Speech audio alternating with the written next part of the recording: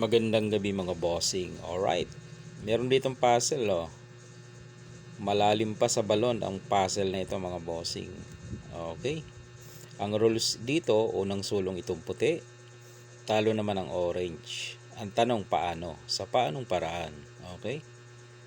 Pagmasdan nyo lang maigi, baka magka-idea kayo kung ano ang key move dito. Lahat po yan ay piyon, wala pa namang dama dyan. 3, 6, 7, 8, 9 2, 4, 6 parehas siyam ang pyesa. Kailangan mo lang hanapin ang key move para sunod-sunod na hanggang dulo makuha mo. Titigan mo lang, baka magka-idea ka kung ano ang sulong, kung paano tatalunin ang orange. Medyo malalim, may kalaliman lang. Okay. Pero kung hindi mo makita, di akin na lang ipapakita. Ito ay puzzle ni Master Nelson. Malalim pa sa balon. Alright. Ang key move ay dito lang. Yeah, kain siya. Pakainin mo uli. Yun yung malalim. Pinadama pa.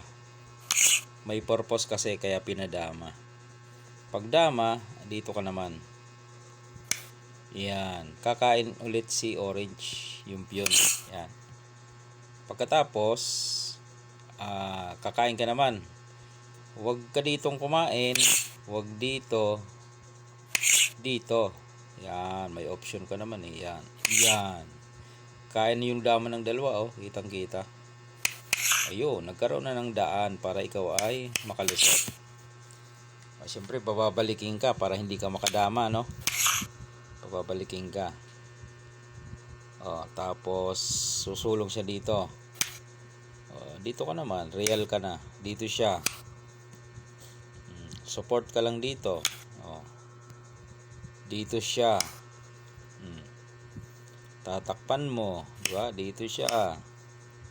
Dito ka na. Ilag siya. Dito siya. Para kung dumama ka doon, pwede niyang isubo. Ito. Okay. Dito ka dumama sa kabila. Aalis siya dyan. Umalis siya. Yan. Dito ka na. Dito siya. Ilagay mo na doon yung yung dama mo. Talo.